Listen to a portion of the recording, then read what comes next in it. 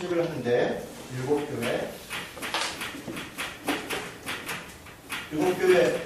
외우십니까? 이거 뭡니까? 에베소 교회, 그쵸? 에, 서, 버, 두, 사, 일, 라. 이렇게 외워두면 좀 유식해 보여요. 못 외워도 상관없어요. 근데 외워두면 유식해 보이잖아요, 그죠? 에베소, 서머나, 버가모, 두아디라, 사대, 빌라델비아, 라오디게아. 이렇게 일곱 교회가 있습니다. 일곱 교회에게 편지를 했다 얘기했습니다. 근데 여러분 제가 지난주에 얘기했지만 편지라는 것은 원래 편지가 아닙니다. 그러니까 의미는 편지가 맞아요. 그런데 단어는 편지가 아니라 그냥 썼다, 기록했다. 일곱 교회에게 어느 교회에 보내노니, 쓰노니 이런 의미예요. 그래서 에서보드 사빌라에게 편지를 글을 써서 보냈다. 두 번째로는 일곱 교회에 대한 말씀은 일곱 교회만이 아니라 모든 교회에 주신 말씀입니다. 여러분 이걸 잘 이해해요. 제가 이걸 지금 강조해서 말씀드리는 이유가 세대주의적인 종말론을 하는 사람들은 이 일곱 교회를 일곱 세대로 나눕니다. 일곱 세대로. 일곱 세대를 나눠서 일곱 세대에 나타나는 교회의 특징이라고 하고 이것이 이런 진행 과정으로 종말이 일어난다고 이걸 열심히 단어를 찾아가면서 풀어서 맞추고 있어요. 굉장히 고생을 많이 했어요. 근데 전혀 의미가 없는 행동입니다. 전혀. 왜냐하면 간단하게 얘기해서 여기 각각에 쓰여져 있는 교회, 지금 현대 교회도 이런 교회 다 있어요. 이런 교회 다 있습니다. 사실은 우리 교회가 어떨 때는 에베소 교회 같고 어떨 때는 서머나 교회 같고 어떨 때는 라오디게아 교회 같아요. 우리 교회가. 이걸 시대적 교회로 굳이 구분을 해서 이렇게 하는 것을 열심히 하고 그렇게 해놓은 게 착한 거냐? 아무 의미가 없습니다. 모든 교회에 주신 말씀이다. 7이라는 숫자가 그런 의미고요.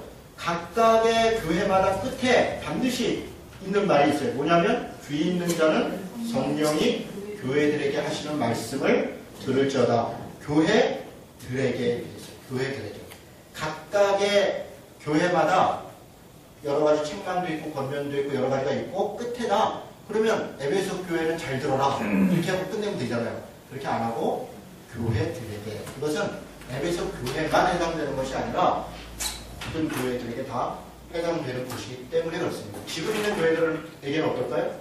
당연히 해당이 되죠. 당연히. 그래서 그런 의미를 먼저 이해할 필요가 있습니다. 대충 제가 지도를 하나 보여드리고 위치를 잠깐 보여드리겠습니다. 여기가 에게이고요. 이런 식으로 이제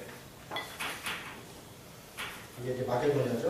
마게도니아가 이렇게 있다고 그러고 티그리스강, 유프라티스강, 이집트인데 여기를 소아시아 지역이라고 합니다. 소아시아죠. 여기가 지중해죠. 지중해입니다. 이렇게 상상이 가시죠? 에베소 교회는 어디 있냐면 여기 있습니다. 그 정도에 있고요. 서머나 교회, 사대가 여기 가운데 있어요. 사대가 이 지역의 수도입니다. 이 지역을 리디아라고 해요. 이 지역을 리디아의 원래 왕은 헤라클레스라는 이름이 그 왕가의 이름이에요. 왕가의 이름. 리디아, 그러니까 사대. 리디아의 수도는 사대인데 사대라는 말은 우리 성경적 표현은 사르트. 예, 이런 지금도 이 도시가 있다 그래요. 에베소, 서, 버두, 사, 빌라 이런 식으로 되어 있습니다. 이렇게 일곱 교회가 되어 있습니다. 대충 이렇게 모여 있습니다. 일곱 교회만 있냐? 그런 건 아니에요. 또 다른 교회, 길리기아, 밤빌리아, 버가, 여기 여러 가지 여러 지역이 사실은 사도 바울이 전도했던 그런 교회들도 많이 있고요. 또 그 외에 여러 교회들도 많이 있습니다. 일곱 교회를 이야기하는 것은 완전수로서 의미를 또 각각의 특성이 있는 교회들을 지금 언급하는 것이에요. 그런 식으로 개념을 보시면 되고요. 자, 세 번째, 지금 2장, 3장에 대한 일곱 교회에 주신 말씀의 특징을 보고 있습니다. 칭찬, 책망, 경고, 권면 이런 형식을 가지고 있어요. 각각마다 거의 다 있습니다. 물론 어떤 교회는 칭찬이 없는 교회가 있고 어떤 교회는 책망이 없는 교회가 있어요. 그런데 이런 형식은요, 선지서를 공부했던 분들은 다 익숙할 거예요. 선지서가 딱 그렇게 되어 있습니다. 칭찬하고 책망하고 위로하고 권면하고 그렇게 하고 있습니다. 그러니까 이건 이 2장 3장은 선지서가 쓰여진 그 느낌으로 읽도록, 그리고 그런 패턴을 그대로 인용하고 있습니다. 대표적으로 선지서를 되게 시작할 때 여호와께서 말씀하시되 이런 표현들이 많습니다. 여호와께서 그 선지자를 통해서 말씀하셨다 이런 얘기가 많아요. 이 2장 3장은 마찬가지입니다. 예를 들면 서문학교의 사자에게 편지하노라 처음이며 마지막이고 죽었다가 살아나신 이가 가라사대 누구누구가 가라사대 이게 여호와께서 말씀하시되 라고 하는 것과 거의 같은 히브리어를 헬라어로 번역하면 거의 같은 단어입니다. 같은 의미입니다. 그래서 하나님께서 주체가 돼서 전하고 있다. 그리고 그것을 선지자처럼 전하고 있다. 이런 이야기를 하고 있는 겁니다. 선지서의 인식을 가지고 있는 것은요. 선지서들을 보면 선지서들이 다 사실은 심판과 어떤 종말이나 이런 것들을 염두에 두고 있어요. 많은 선지자들이 너네 돌아오지 않으면 그러니까 선지서를 한마디로 주제를 얘기하면 돌아오라요. 돌아오라. 하나님의 말씀, 율법으로 돌아오라. 우리 오늘 읽는 요한계시록을 한마디로 얘기하면 두려워하지 말라. 뭐 이런 정도로 얘기할 수 있겠는데요. 근데 돌아와라. 돌아오지 않으면 심판받는다. 심판받으면 그게 곧 종말이라는 거예요. 그래서 선지자들은 끊임없이 여호와의 날, 그날, 그때 이걸 많이 얘기해요. 그래서 신원의 날, 고통의 날, 또 혹은 이렇게 구원의 날, 기쁨의 날 이런 얘기를 많이 해요. 선지자들. 바로 그런 느낌으로 2, 3장을 읽는 거예요. 그런데 그들이 그 구원의 날, 종말의 날을 얘기할 때는 예수 그리스도의 오심에 대해서 반드시 얘기를 합니다. 선지자들이 다 마찬가지예요. 거의 대부분 다 그런 이야기들이 다 있습니다. 대표적으로 이사야서, 예레미야서 같은 것들이죠.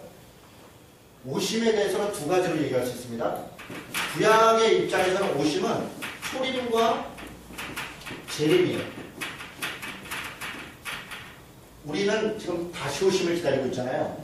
구약 백성들은 초림과 재림이에요. 그리고 이 초림할 때를 구약에서는 종말이라고 표현을 했어요.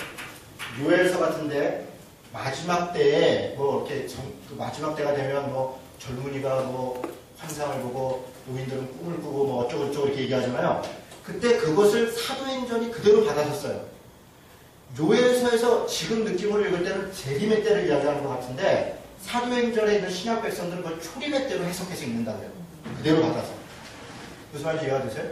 그럼 그 내용이 그러면 초림의 때만 얘기했냐? 그렇지 않아요. 지난번에 얘기한 것처럼 원근 통시적으로 되어 있다. 무슨 얘기입니까? 하나의 사건에 대해서 가깝고 그리고 그걸 통해서 또 먼 어떤 것들을 이야기하고 있다는 거예요. 이해가 되세요? 그래서 선지자적으로 2장, 3장을 읽으라고 한 것 중에서는 우리가 당시의 사람들이 그 시대를 종말의 때로 인식하고 있다는 것을 전제하고 이걸 봐야 돼요.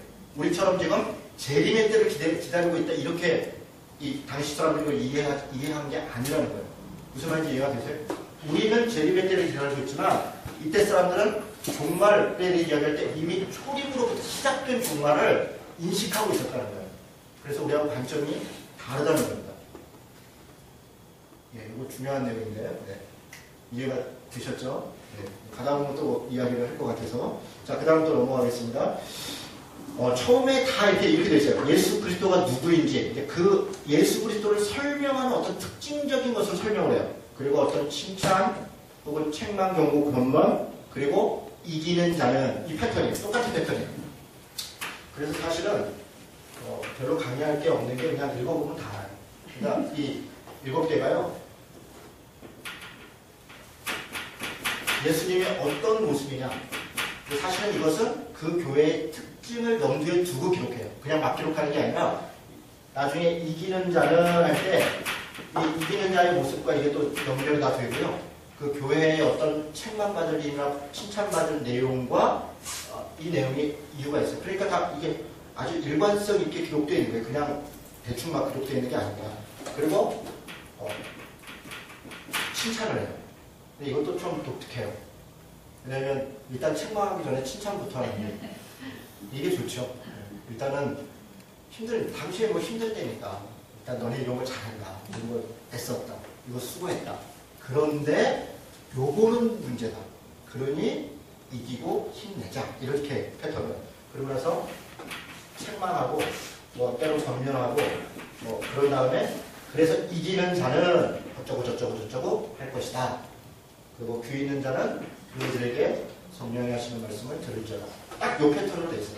다 똑같습니다. 그러니까 이렇게 딱 해놓고서 에서버드 사빌라 해놓고 표 딱 만들어 놓고 여기다 이렇게 글 쭉쭉쭉 맞춰놓으면 된 거죠. 그리고 나서 어떻게 하면 됩니까? 칭찬 들은 것은 오케이 순종하면 되고, 그죠?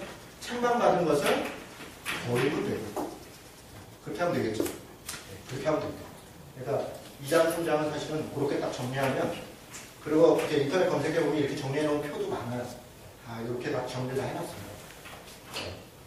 그렇게 하면 내용이 됩니다. 자, 그 다음에 메시지의 주체라고 하는 것은 제가 삼위일체 하나님의 메시지다 이렇게 얘기했잖아요. 그런데 2장부터는 다 그것을 하나, 예수 그리스도의 메시지로, 다 예수 그리스도의 계시로, 그 예수 그리스도의 계시할 때도 사실은 다 삼위일체 하나님을 염두에 둔 것입니다. 염두에 두고 얘기하는데, 예수 그리스도의 특징이 1장에서 언급된 예수님에 대한 묘사와 연속성을 갖고 있어요. 그러니까 예수님에 대해서 1장에서 어떤 분 막 이렇게 설명했잖아요. 그것을 거의 그대로 다 인용하고 있어요. 거기다 제가 친절한 진호 씨가 다 이렇게 장전을 다 적어놨어요. 그러니까 여러분들이 이렇게 보시면 되고요. 그냥 일일이 안 찾아봐도 되겠죠? 예. 그 다음에 7교회의 이기는 자는, 이것도 중요한 얘기입니다. 이기는 자는 뭐뭐뭐에게 뭐 흰옷을 주리라, 뭐 생명책을 주리라, 새벽별이 되리라, 이런 내용들이 사실은 다 21장, 22장에 가면 마지막 때 영원한 하나님 나라를 새하늘과 새 땅이라고 하는 모티브로 설명을 해요. 그러니까 새하늘과 새 땅으로 설명하는 것도 사실은 창세기로부터 시작됩니다. 하나님이 태초에 천지를 창조하시느니라. 그 천지를 한자로 해놨으니까 그렇지, 그냥 우리 한글로 하면 태초에 하나님이 하늘과 땅을 창조하셨느니라. 그런데 어떻게 됐다는 거예요? 타락했느니라. 지금 그것을 다시 회복하는 게 뭐야? 새하늘과 새 땅으로 회복된다는 거예요. 새하늘과 새 땅. 그러니까 1장 1절에 하나님의 창조가 다시 계시록에서 새 창조라고 해요. 새 창조. 혹은 새 에덴의 회복. 여러분, 에덴은 하나님과 사람이 완전하게 공존해 있었던 곳인 거예요. 그게 사실 그게 영원한 하나님 나라예요. 그런데 타락해서 쫓겨나서 우리가 또 구원을 받는다, 복음이다 한 것은 영생을 얻는다. 영원한 생명. 다시 에덴으로 돌아간다는 거예요. 그들이 선악을 알게 하는 나무를 따먹는 자들이 생명나무까지 따먹고 영생할까 두려워하여 하나님이 내어 쫓겨나. 그게 창세기 에덴 동산 사건이잖아요. 그러니까 그 중간에 있는 모든 것, 계시록까지 사건은 영생, 다시 새 에덴으로 돌아가는 사건이에요. 그래서 요한계시록을 공부하다 보면 새 창조, 새 에덴, 새 출애굽 이런 용어를 많이 씁니다. 그리고 안타깝게도 좋은 말인데 신천지. 하나님이 태초에 천지를 창조하시느니라, 나중에 신천지를 회복하시느니라. 이게 새하늘과 새 땅이잖아요. 새하늘과 새 땅.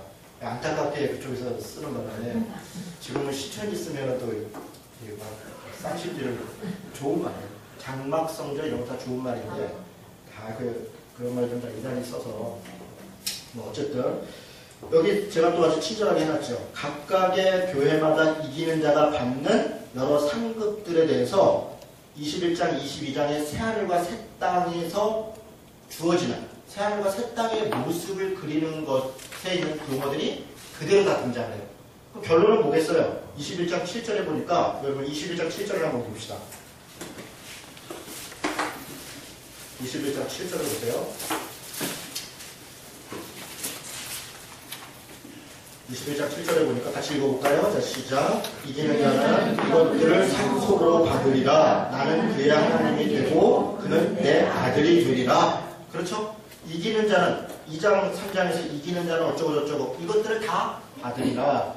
21장 22장에 쭉 나오는, 물론 20장에서 쭉 언급되어 있는데, 영원한 하나님 나라 새하늘과 새 땅에 받는 것들을 이기는 자들이 받을 것이고, 그리고 2장 3장이 그것을 분사를 했단 말이에요. 그러니까 무슨 얘기예요? 2장 3장은 어느 한 교회만 한 가지만이 아니라 모두가 다 공유되어 있는, 그래서 새하늘과 새 땅으로 간다는 것을 이야기하고 있는, 그래서 미래적인 것도 있죠, 그 현재적인 것도 있죠, 과거에 너희들이 이랬다 그런 것도 있죠. 2장 3장에 그런 내용이 있는 거 아닙니까? 그래서 그런 내용들로 구성되어 있다.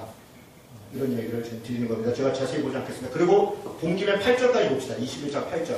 그러나 그러니까 그러나는 뭐냐면 이기지 못한 자들. 이기지 못한 자들이 여기 기록되어 있어요. 두려워하는 자들.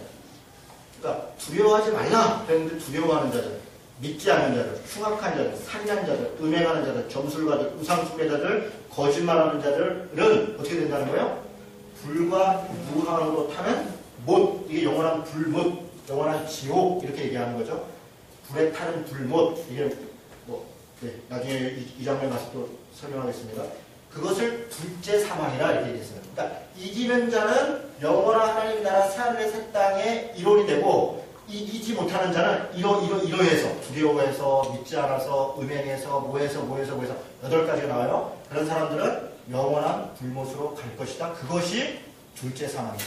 그것이 둘째 사망이다. 이렇게 설명하고 있는 거예요. 그리고 다시 돌아와 보면 2장에는 지금 책망할 때 이 내용들이 이기지 못한 내용들이 있어요. 뭐 두려워하는 거, 믿지 않는 거, 음행하는 거, 우상숭배하는 거, 거짓말하는 거. 8가지 중에 5가지가 적시되어 있고요. 적시되어 있지 않은 흉악한 자들, 살인한 자들, 점술가들도 사실은 그 안에 자세히 가만히 이렇게 유추해서 보면 이기지 않은 자들의 모습으로 나타났습니다. 그리고 2장, 3장이 나타나 있지 않더라도 4장부터 나중에 이제 여러 그 심판에 뭐 인이라든가 나팔이라든가 대접이라든가 이런 심판의 일들이 진행될 때 거기 나타나는 단어 속에 이런 것들이 다 포함되어 있습니다. 그래서 결국은 우리는 이 땅에서 믿음으로 산다는 것은 이기는 것이다. 이기는 것. 이기지 않는 것. 그러니까 믿음은 수동적인 게 아니고 그냥 믿는다는 관념적인 게 아니라 사실 이것은 전부 다 행동을 전제하고 있는 것이에요. 그래서 요한계시록 1장 3절이 읽는 자와 듣는 자들과 그 가운데 지키는 자들이 복이 있다. 결국은 지난번에 설명드렸지만 지키는 자가 복이 있다. 행하는 자가 복이 있다. 행하는 자에게 이기는 것이 있는 거예요. 이기는 것이 있는 거예요. 그냥 가만히 있는 것이 아니라 그래서 이기는 자를 여러 번 얘기해요. 요한계시록은 이 땅에서 우리가 살고 있는 삶은 전투다. 그걸 얘기해요. 전쟁이다. 전투라고 얘기해요. 우리의 삶이 그냥 믿는다는 것은 그냥 수동적으로 그냥 이게 웬 떡이냐, 내가 로또 사고 로또 맞았다 이런 기분으로 그냥 어떻게 그냥 믿기로 했는데 웬 떡이냐, 천국에 갔네 이런 정도가 아니라 예수를 믿는다는 것은 예수님과 영적 어떤 전쟁 가운데 우리가 그 군사로 부르심을 받은 것을 의미한다는 거야. 그래서 군사로 다니는 자가 됐다는 거예요, 우리가. 그래서 그 가운데 이기든지 지든지 중간은 없습니다. 중간은 없어요. 요한계시록이 얘기하는 결론은 그런 것입니다. 사실 요한계시록 결론은 성경이 얘기하는 모든 것의 결론입니다. 우리의 신앙 자체의 상당한 역동성을 요구하고 있다. 그래서 그 밑에 그 얘기입니다. 이기는 것은 이 땅 교회들의 영적 전투를 의미합니다. 계시록은 이 전투의 대상이 있고 교회를 지원하는 주관자가 있음을 여러 번 설명하는 거예요. 전투의 대상이 누구라는 거예요? 11장 7절에 보니까 무적행에서 올라오는 짐승, 12장 9절 10절은 큰 용, 옌뱀, 마귀, 사단 이런 자들이 우리와 싸움의 대상이라는 거예요. 13장 1절은 바다에서 나오는 짐승, 13장 11절에는 땅에서 올라오는 다른 짐승, 17장 1절 15절 18절에는 음녀, 큰 성 바벨론, 큰 성 이코르 바벨론, 어떤 데서는 큰 성이라고 하고 어떤 데는 바벨론이라고 하고 합쳐서 큰 성 바벨론. 이런 것들과 우리가 싸운다는 거예요. 여러분 듣기만 해도 끔찍한 것들이잖아요. 짐승 없죠. 그런데 이 싸움을 누가 하면 하나님이 하시는 게 아니라 우리가 한다는 거예요. 우리가. 그런데 우리는 뭐냐? 우리는 교회를 얘기해요. 여러 이제 제가 앞으로 설명을 할 텐데 전투하는 군사는 개인이 아니라 교회입니다. 교회. 요한계시록은 다 복수로 되어 있어요. 복수로. 사실은 교회라고 하는 그 신약성경의 개념은 다 복수입니다. 우리 내가 교회다. 이렇게 되는데 그 너희가 교회인 줄 알고 성경에 저희 이제 그때 너희가 그 단수 유가 아니라 유어입니다. 유어. 너희들이 교회인 줄 알지 못하는 얘기는 사실은 교회적 싸움을 얘기를 하는 거예요. 교회. 그리고 우리가 교회가 이런 것들과 싸움을 하고 있는데 그냥 우리만 싸우는 게 아니라 우리의 싸움을 지원하는 실제로 주체적으로 싸움을 돕고 이미 이긴 분이 있어요. 그게 누구냐면 하나님, 삼위일체 하나님이 우리의 싸움 가운데 방관하게 하는 것이 아니라 우리와 함께하고 있고 이 싸움을 돕고 있고 그리고 사실은 이미 이겼다라는 것을 우리에게 합니다. 그러니까 우리 이긴 싸움이니까 자신 있게 두려워하지 말고 싸워라 라고 이야기하려고 하는 게 요한계시록의 내용이고 결론입니다. 됐죠? 지금 제가 2장, 3장의 기본적인 내용들을 설명을 드린 겁니다. 중요한 패턴들. 그러면 하나하나 보도록 하겠습니다. 다시 2장으로 가겠습니다. 읽어가면서 봅니다. 에베소 교회의 사자에게 편지하노라. 오른손에 있는 7별을 붙잡고, 아까 7별 설명했었죠. 교회 7 근초대 사이를 거니시는 이가 이르시되, 이 말은 무슨 의미겠어요? 하나님의 교회를 붙잡고 그 교회 가운데 거하시는 그런 분 예수 그리스도께서, 이런 얘기겠죠? 그렇게 얘기하는 이유가 있습니다. 왜냐하면 하나님의 교회가, 에베소 교회는 첫사랑을 버렸다는 거예요. 하나님의 교회 어떤 두려움, 어떤 것들로 유혹받아서, 그런데 지금 하나님이 함께하고 있으니까 다시 첫사랑을 회복하고 힘내고 용기 내라, 그 얘기를 설명하려고 예수님의 모습을 이렇게 설명하는 것입니다. 에베소 교회는 전통교회를 사실 대표하는데요. 에베소 교회는 당시에 가장 중심, 물론 지역적으로는 사대교회가 중심이지만 교회적으로는 에베소 교회가 당시에 중심이에요. 왜냐하면 요한이 당시 감독으로 있었던 거예요. 교육자로. 원래 바울이 세웠죠. 그 뒤에 디모데가 거기에 사역을 했잖아요. 디모데가. 그리고 나서 누가가 사역을 했습니다. 그리고 요한이 사역한 당시 시대 가장 대표적인 그런 교회였습니다. 인구가 많았고요. 상업이 발달했고 부유한 그런 지역이었다고 합니다. 그런데 우리가 사도행전에서 사도 바울이 이 에베소 지역에 갔을 때 아데미 신전을 막 세우는, 그 신전을 만들어서 파는 사람들 때문에 나중에 잡혀갖고 무슨 체육관에 막 잡혀가려고 거기 막 간신히 도망나고 이런 장면이 있잖아요. 그럴 정도로 에베소에 이런 우상 숭배가 아주 대단히 많았던, 특히 아데미라고 하는 신전이 있어서, 여기 제가 세계 7대 불가사이라고 써놨는데 무슨 얘기, 실제로 그렇대요.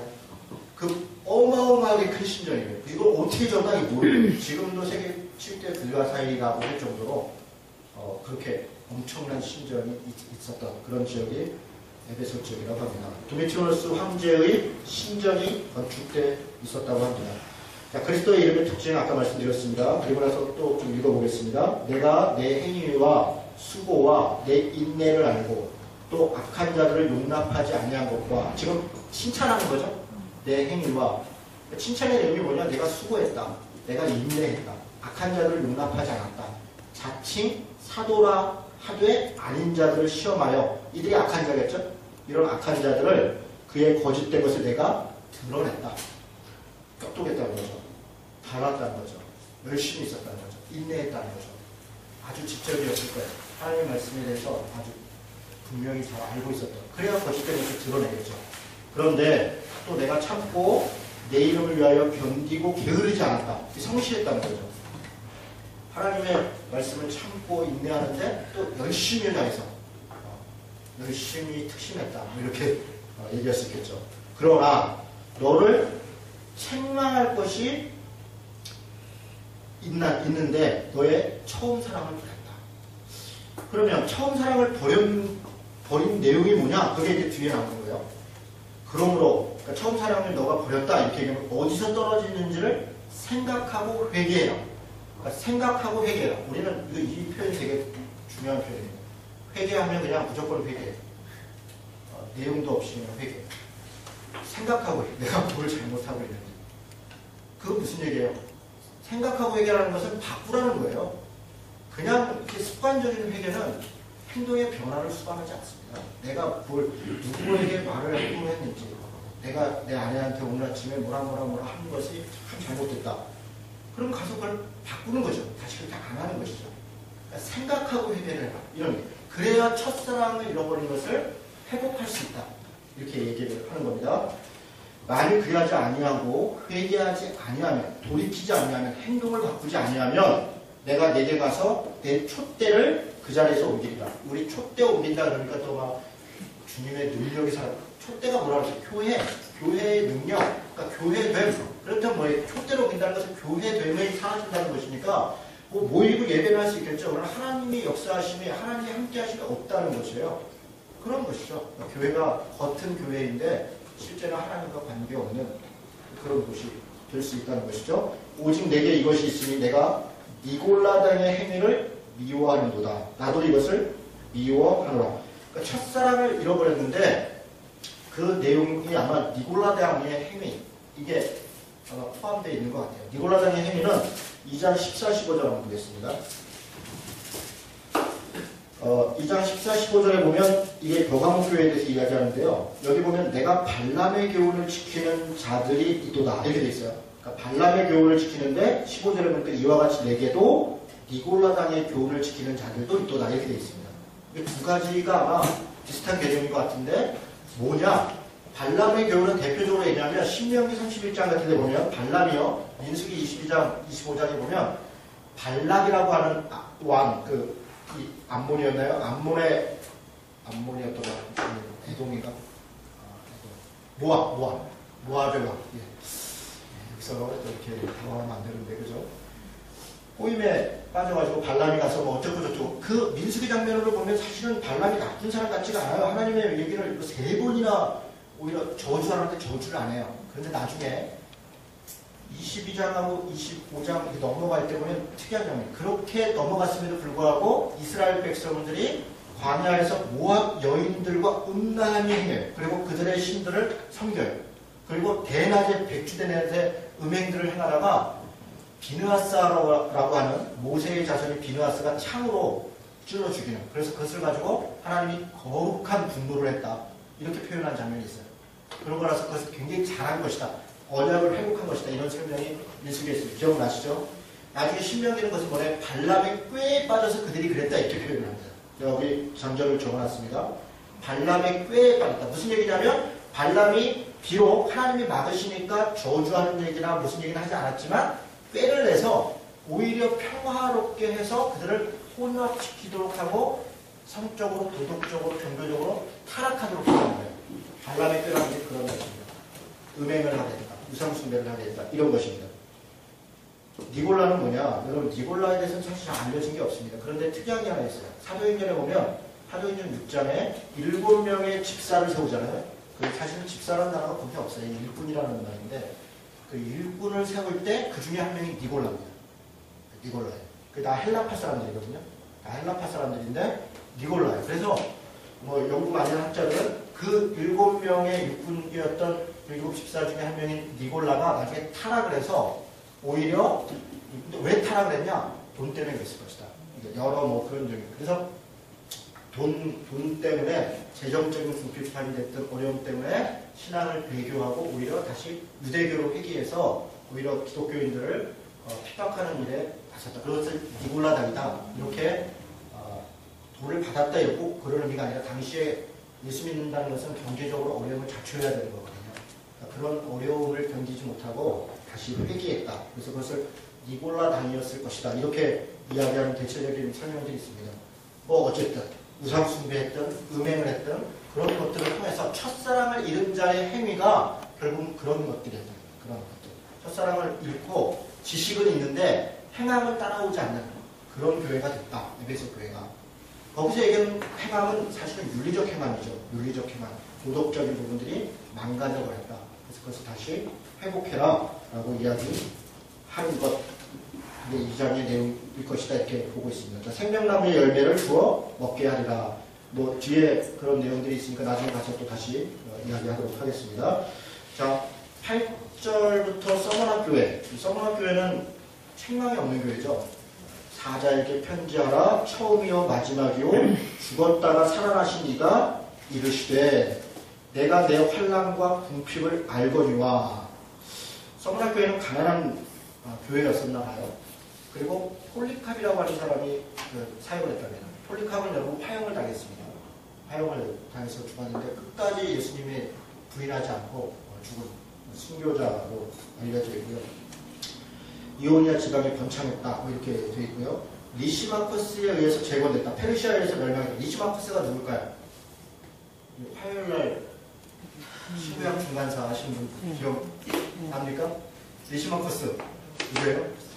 알렉산더의 4명의 부하 중에 알렉산더 사후에 딱 나누잖아요. 리시마커스가 이 여기를 장악했던 사람이에요. 네. 아까 소화하셨죠. 4명 중에 카산더, 리시마커스, 안티오코로스, 투톨레미. 기억나시죠? 네. 리시마커스가 다시 재건한 도시다. 이렇게 자료들에 나오더라고요. 로마 황제를 위한 신전을 지어 충성했던 지역이고요. 황제 숭배에 의한 핍박과 유대인들에 대한 고소가, 유대인들의 고소가 무슨 얘기냐면 황제들이 핍박을 하니까 유대인들이 자신들이 살려고 기독교인들, 나사렛 이단들이라 해서 기독교인들을 고소했고요. 기독교인들을 많이 죽음의 길로 가도록 했습니다. 자, 그런 내용들 배경을 가지고 내가 내 환난과 궁핍을 알거니와 어려운 데 있었고 가난했고, 그런데 실상은 우리가 볼 때는 환난을 당하고 가난한 것이, 우리는 가난한 것이 경제적으로 가난하다 보지만 하나님의 관점에서는 내가 부유하다. 실상 우리가 눈으로 볼 때는 핍박받는 것 같고 우리가 눈으로 볼 때는 가난한 것 같으나 주님이 보실 때는 그게 부유한 자라는 거예요. 우리는 그렇게 생각하지 않는 거죠. 우리는 우리 눈으로 보이는 것을 생각하죠. 자칭 유대인이라 하는 자들, 여기 자칭이라는 표현을 했어요. 그건 뭐냐면 진짜 유대인이 아니라는 거예요. 신약의 다른 말씀에 보면 할례가 하는 할례가 진짜 할례가 아니라 마음으로 진실하게 하는 할례가 할례다. 표면적 유대인이 아니라 이면적 유대인이 진짜 유대인이다. 이런 말씀 기억나시죠? 자칭 유대인이라고 해요. 자칭 유대인이라 한다는 건 뭐냐면 경건해요, 거룩해요, 제사도 지내요, 율법을 지켜요. 그런데 그들이 뒤에서 하는 것은 그들이 비방하고 고소하고 다른 사람을 죽음의 길로 내세우고 자기 종교를 지키기 위해서 다른 사람을 죽임의 길로 내세우고 다른 사람을 핍박하고, 그들은 실상은 유대인이 아니라 사탄의 회당이다. 여러분 이 표현이 대단히 강한 표현이에요. 사탄의 회당이다. 예수님도 이런 표현을 하는데 사단의 회당. 회당이라는 말은 이게 좀 그러니까 일종의 언어 플레이인데, 회당이라는 말 자체가 슈나고게라는 거예요. 슈나고게가 당시 유대인들의 회당. 신약성경에 보면 회당에서 예수님이 또 안식일에 논쟁도 하시고 그러잖아요. 회당은 이 슈나고게라는 말 자체가 무슨 모임, 집회 이런 말이에요. 에클레시아도 모임, 집회라는 말이에요. 당시에 유대인들은 바벨론 포로 이후에 슈나고게라고 하는 회당을 만들어서 그걸 통해서 신앙생활을 했고, 그게 유대교의 시작이에요. 바벨론 포로 때 만들어진 게. 아마 에스라 같은 사람들이 대표적인 사람이죠. 그런데 이게 거룩한 곳이잖아요. 하나님을 이야기하고. 그런데 예수님도 그렇고 오늘 이 요한계시록의 저자도 그렇고 뭐라고 얘기하냐면 사탄의 회당, 사탄의 모임이다. 저들이 거룩해 보이고 뭐뭐 하지만 그러나 실상은 하나님을 섬기는 게 아니라 사탄을 섬기고 있다. 놀라운 표현이죠. 지금 얘기하면 멀쩡한 교회 보고 저게 하나님을 섬기는 게 아니라 사탄을 섬기고 있어. 지금 그런 말하면 깜짝 놀라는 거죠. 이단이 아닐 바에야. 근데 당시에 이단이 아닌 거에 대해서 그렇게 얘기를 하는 거예요. 놀라운 표현이죠. 사탄의 회당이다. 너는 장차 받을 고난을 두려워하지 말라. 어찌하다 마귀가 장차 너희 가운데서 몇 사람을 목에 던져 시험을 받게 할 것이다. 여러분 참 이 서문학교회가 안타까운 게 환난과 핍박이 있잖아요. 그럼 주님이 끝에 내가 다 도와줄 거야. 아무 문제 없어. 앞으로는 그런 일 없을 거다. 힘내라. 탄탄대로다. 이렇게 말씀해 주면 좋잖아요. 그런데 장차 받을 고난이 또 있어. 그러니 두려워하지 말아라. 볼지어다 마귀가 장차 너희 가운데서 몇 사람을 목에 던져 시험을 받게 하리니 너희가 10일 동안 환난을 받아. 10일이라고 했다가 또 10일 새. 그리고 또 이걸 또 어떤 분들이 이제 그 로마 황제들의 10번의 핍박에 또 그 10번도 아니에요. 사실은 그 로마 황제들의 횟수가 그게 따지면 10몇 번일 수도 있고 7번일 수도 있고 그래요. 그런데 그걸 그냥 10번에다가 해서 황제 이름 딱 써놓고 첫 번째 소리 10번 지켰다 이렇게 자꾸 그게 꽤 맞추려고 하니까 그게 이 무리가 되는 거예요. 그래서 10일 이건 뭐냐면 그냥 완전 숫자예요. 그러니까 대단히 많은 환란이 있을 것이다. 그러나 끝은 있을 것이다. 그러니까 끝은 있을 것이다. 환란을 받을 거다. 그러니 내가 죽도록 충성하라. 이것도요. 우리가 이게 성경에 충성이라는 단어에 오해가 많습니다. 잠깐 읽어봐요. 그리고 이제 성령의 열매 9가지 열매 중에 뭐 사랑과 희락과 화평과 자비와 양선과 충성과 이런 거잖아요. 그리고 또 맡은 자들에게 구할 것은 충성이라. 그래서 그냥 무조건 직분자 이거 직분자 설교할 때 뭐 대표죠. 무조건 충성을 얘기하는 거죠. 근데 그 말의 느낌은 뭐냐면 맹종을 얘기하는 거예요. 복종을 얘기하는 거예요. 자발적 순종도 아니에요. 그때 그 느낌이 충성. 군인이 뭐 자발적인 게 뭐 있어요? 군인이 절대 충성이지. 그렇죠? 그런 느낌. 근데 이 충성이라는 단어는 그런 뜻이 아닙니다. 이거는 피트니스라고 하는 단어인데 사실은 신실이라는 거예요. 믿을만 해야 된다. 신뢰에 있을만 해야 된다. 신실해야 된다. 신뢰가 되고 신실하고 거짓이 없고 이런 것이죠. 저 한국교회 위기는 뭡니까? 신실하지 않기 때문에 그래요. 우리가 복음을 전하는데 복음을 전하는 사람들이 뭐라 하면 내가 전하는데 날 보지 말고요. 하나님을 보고 믿으세요. 이렇게 얘기를 하고 있어요. 복음을 전하는 사람이. 그런데 기독교는 계시의 종교인데 계시를 통해서 신실을 통해서 복음이 전해지는 거예요. 그러니까 전하는 사람이 신뢰할 만한 걸 통해서 예수를 만난단 말이에요. 그게 복음이 전해지는 순서인데 복음을 전하는 사람, 목사들 모두 나는 뭐 그냥 대차관으로 살면서 그거에 대해서는 도덕적 그 두려움도 없고 그러면서 나 하나님은 좋은 분이니까 이렇게 얘기를 한다는 거예요. 그 지금 우리 한국교회가 신뢰를 잃어버리는 거 아닙니까? 신실을 잃어. 그러면서 그런 분들이 또 오히려 충성을 더 요구하는 거예요. 충성. 그래서 교회가 지금 무너지고 있다, 감수하고 있으니까 이걸 회복하기 위해서 더 열심히 전도해야 된다. 제가 볼 때 더 열심히 전도할수록 더 신뢰를 잃어버립니다. 신뢰를 회복해야죠. 신실함. 믿을만 해야지 믿는 거잖아요. 믿을만함을 회복하는 것, 그게 중요한 겁니다. 지금 그런 얘기예요. 환난을 받을 거다. 내가 죽도록 신실하게. 그러면 대신하지 말고 믿음으로 신뢰를 하나님한테 신실함을 지켜라. 그리하면 내가 생명의 관을 내게 줄 것이다. 귀 있는 자는 성령의 교회들에게 하시는 말씀을 들을지어다. 이기는 자는 둘째 사망의 해를 받지 않을 것이다. 둘째 사망 아까 읽었었죠? 첫째 사망 있고 둘째 사망 있고 그래요. 그런데 이것도 뭐 세대주의 종말론자들 막 해석하고 막 구름 같은 해석이 있어요. 그냥 마지막 심판 후에 영원한 불멸하는 두 번째 죽음. 첫 번째 죽음은 뭐냐면 사실 육체적 죽음을 얘기하는 겁니다. 그 첫째 부활, 둘째 부활, 이게 첫째 부활은 뭐냐, 둘째 부활, 그때 가서 또 얘기하겠습니다. 그러니까 복잡하게 해석하면 할수록 안 돼요. 그냥 단순하게 보면 돼요. 버가목교회 좀 더 가겠습니다. 오늘 여러분 5장까지 할 겁니다. 제가 원래는 2장, 3장만 하려고 했는데 양으로 보니까 오늘 5장까지를 해야 전체적으로 원만하게 갈 것 같아요. 그래서 5장까지 가겠습니다. 자, 버가목교회 지금 대충 이런 느낌으로 좀 가면 되는데요. 버가목교회는 환경이 좀 나빴던 교회 같아요. 환경이라는 게 무슨 이렇게 주변 환경, 자연 환경 얘기하는 게 아니고요. 황제 순전, 황제 순결의 신전이 아주 계획하게 있었다고 해요. 버가목교회. 각종 우상, 세라피스, 아스클레피우스. 아스클레피우스는 뱀이에요. 뱀을 섬기는 제우스 신전. 대단히 큰 신전들이 많았던. 그래서 사단의 회가 너희 집 가운데 있었다고 이런 표현을 하신 거예요. 터키 지역이었고요. 자, 보겠습니다. 버가목교회 사자에게 편지하라. 좌우에 날성검을 가진 자가. 지금 이 검을 얘기하는 건요. 그 검은요. 도가 있고 검이 있어요. 그런데 도는 이쪽에 날이 있는 거죠. 이렇게.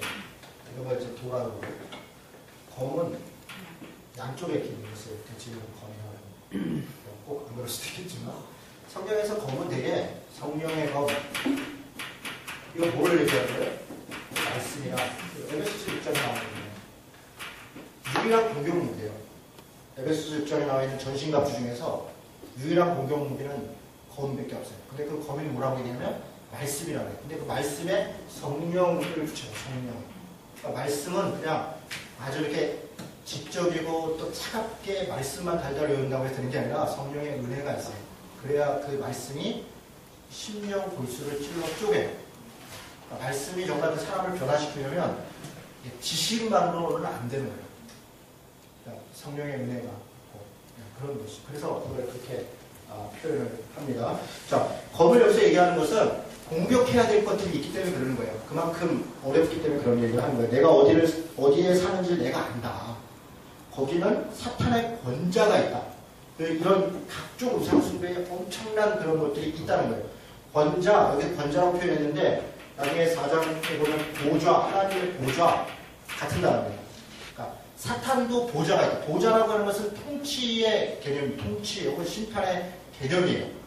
보좌예요. 근데 사탄도 보좌가 있어요.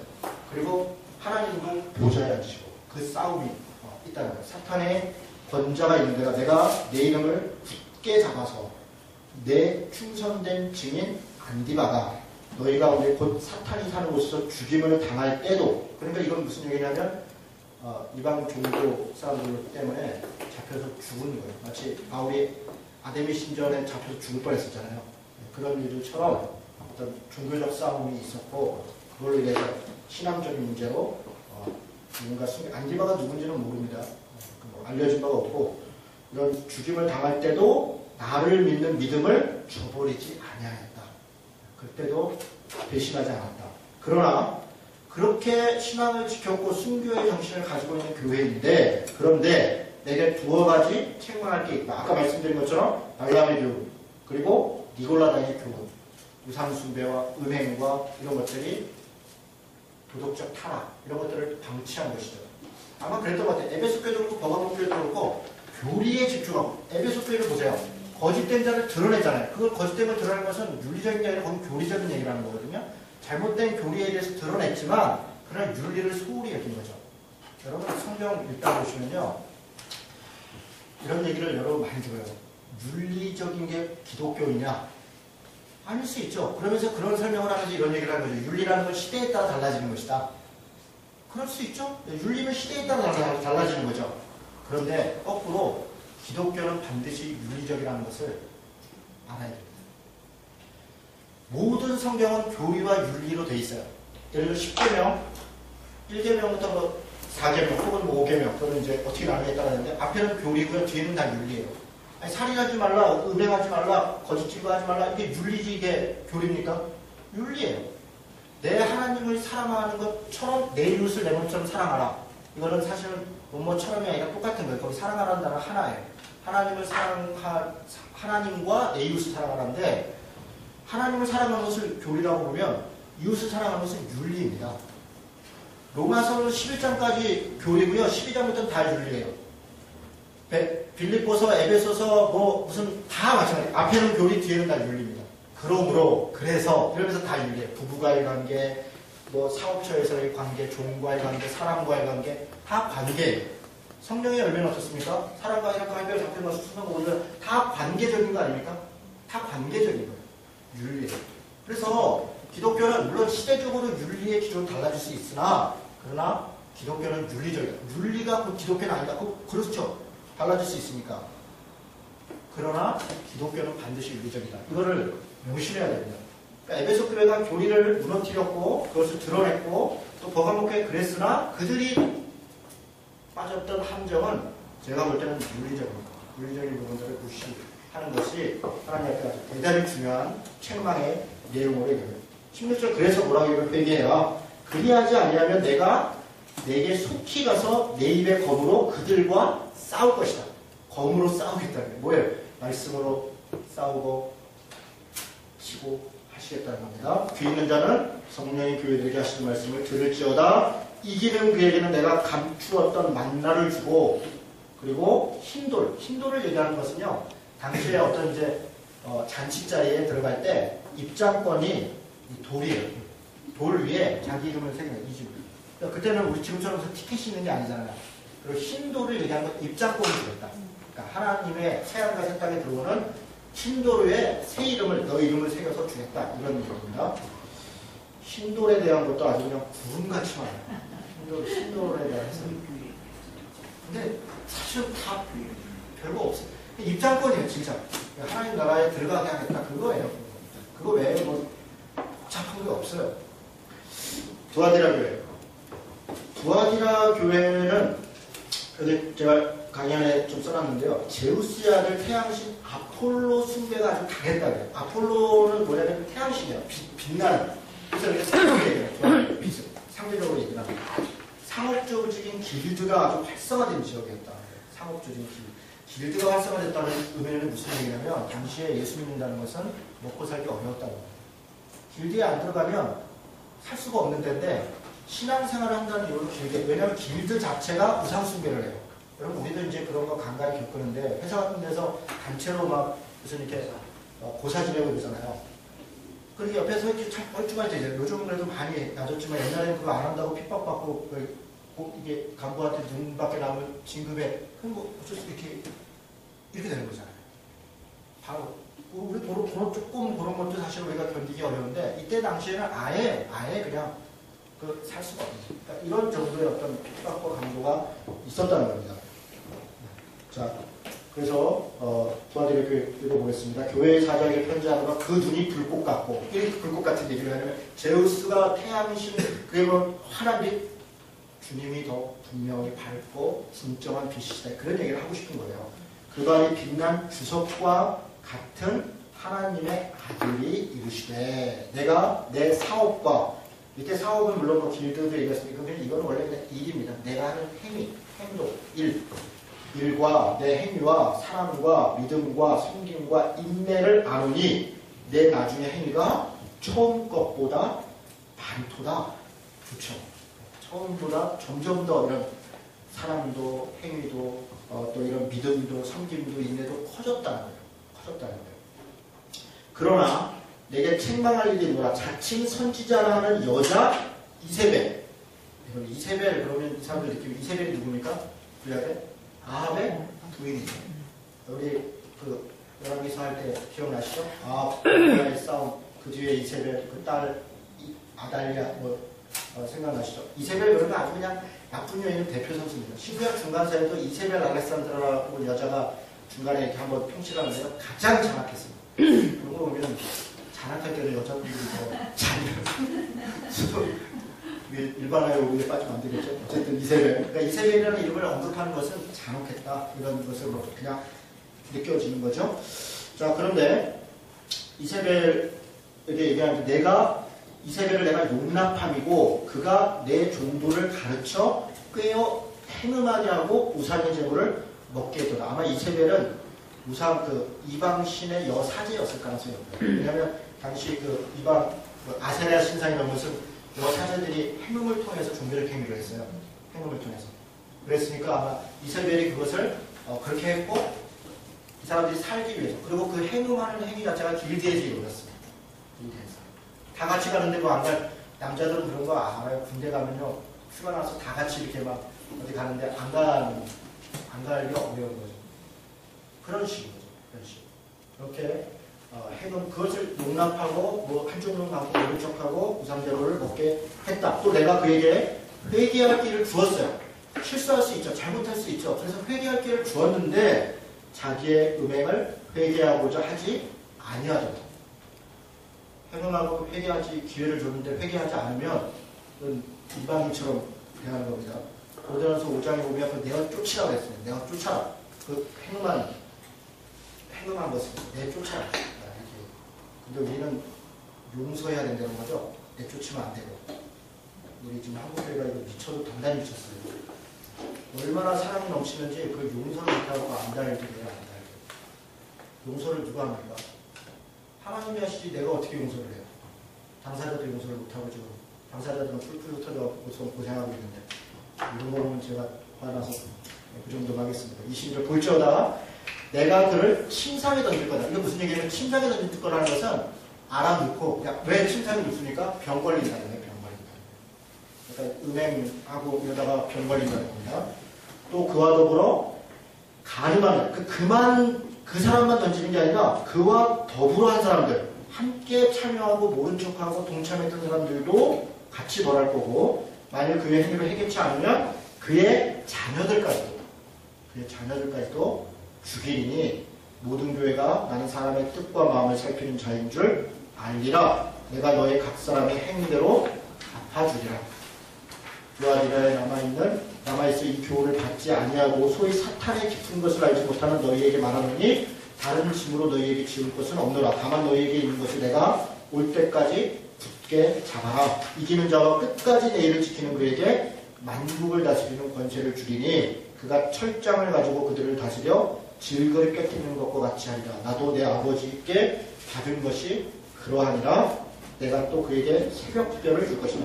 새벽별 쭉 찾아보시면 알겠지만 예수 그리스도를 얘기하는 겁니다. 그 있는 자는 성령인 교회들에게 하시는 말씀을 들을지어다. 자, 사대교로 가겠습니다. 힘들어요? 7개까지 하고 싶습니다. 사대교회 사르디스 리디아의 수도입니다. 아까 말씀드렸습니다. 강에 사금이 많았대요. 전설적인 부의 상징이죠. 그러니까 아주 부자인 곳입니다. 사대교회가 천연 요새였고요. 그런데 그랬던 곳이 뭐 무너지기도 하고 막 있었던 것 같아요. 자, 사례교회에 대해서 그런 배경을 가지고 7영과 7별을 가진 이가 이르시되 내가 내 행위를 안다. 내가 살았다 하는 이름을 가졌으나 죽은 자다. 살았다 하지만 죽은 자다. 그리고 뭐가 죽은 것인가 어떻게 또 설명을 합니다. 내가 일깨워 그 남은과 죽게 된 것을 굳건하게 해라. 내 하나님 앞에 내 행위에 온전한 것을 찾지 못하였느니 그러므로 내가 어떻게 받았으며 어떻게 들었는지 생각해라. 그러니까 지금 살았다는 게 죽었는데 그 행위에 대해서 지금 주님이 얘기하면서 다시 회복하라는, 아까 생각하고 회개해라 이렇게 얘기했었잖아요. 여기도 마찬가지예요. 어떻게 들었는지, 뭘 배웠었는지, 뭐가 옳았는지 다시 생각하고 회개해라. 만일 일깨지 않으면 내가 도둑같이 이를 것이고 어느 때에 내게 이르든지 내가 알지 못할 것이다. 그러나 사대에 그 옷을 더럽히지 아니한 자 몇 명이 내게 있어 흰옷을 입고, 다행이죠. 이렇게 타락하고 여러 가지로 문제가 많은, 살았다 하나 죽은 교회이지만 그러나 배신하지 않고 흰옷을 입고, 흰옷은 하나님의 이 계시록에서의 흰옷은 옳은 행실입니다. 옳은 행실. 물론 이 7장에 가면 그 옳은 행실은 어린 양의 피로 주십니다. 어린 양의 피. 그러니까 우리가 여기서 얘기하는 윤리가 그냥 이렇게 어떤 선을 행하는 것만 얘기하는 게 아니에요. 그러니까 그리스도로 말미암은 선, 그리스도로 말미암은 행함. 나중에 이제 쭉 가다 보면 무슨 말인지 알게 될 겁니다. 나와 함께 다니리니 그들은 합당한 자의 명부라. 이기는 자와 이와 같이 흰옷을 입을 것이고 내가 그 이름을 생명책에 결코 지우지 아니할 것이다. 그 이름을 내 아버지 앞과 그의 천사들 앞에 시인할 것이다. 귀 있는 자는 성령이 교회들에게 하시는 말씀을 들을지어다. 빌라델비아 교회로 갑니다. 빌라델비아 교회, 여러분 빌라델비아라는 교회는 형제의 상징입니다. 형제. 이게 이제 역사적으로 보면 유메네스 2세라는 사람과 동생 아타로스, 필라델부스 이런 사람이 아주 형제가 있었대요. 그리고 그 형제를 기념해서 도시를 만든 게 빌라델비아였다고 합니다. 작은 도시였다고 그러고요. 자,